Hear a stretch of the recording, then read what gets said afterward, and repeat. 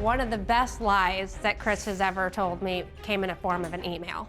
It was a fake email coming from a licensed counselor that is an actual person telling me that Chris has been seeing him for weeks now and that he was really making some great progress. I realized very quickly that this was Christopher writing me.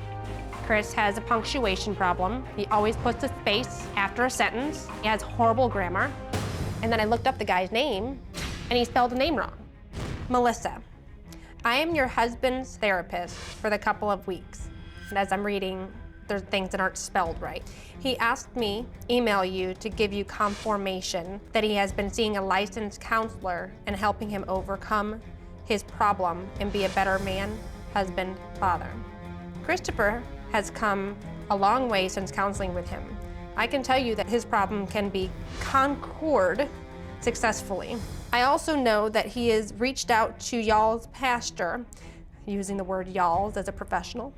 Christopher, from what I have learned, has a very big heart, so hold in there. He is doing really well. I have faith in y'all's marriage. If you have any questions, please feel free to email me. Thanks, with no signature. And notice that he says email him and not call him. When I confronted Chris, he denied and denied and denied, and he finally said, okay, I did it. It's very sloppy work for Chris.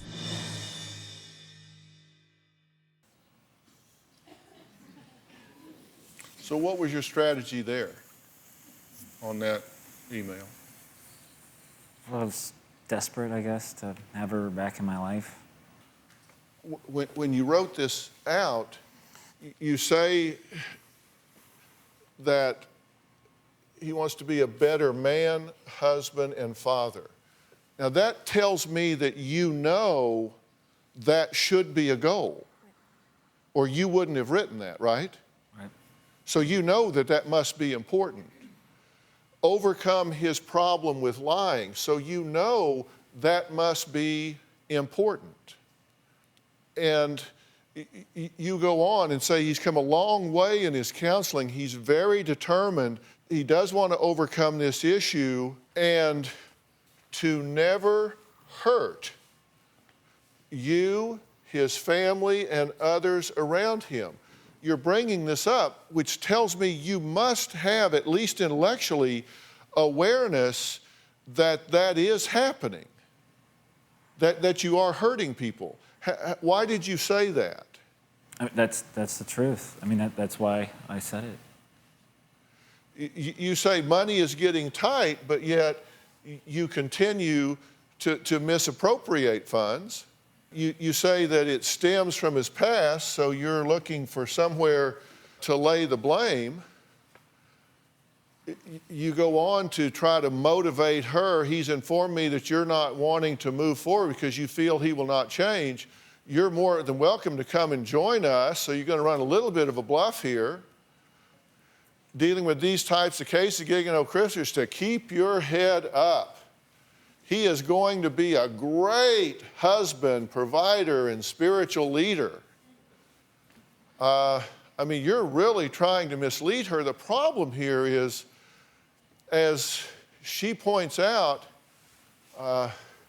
you got a problem with spelling, you got a problem with, the truth is, you're just not a very good liar. Do you usually get away with it? I started to say be honest. What am I saying? Can I chime in a little bit on that?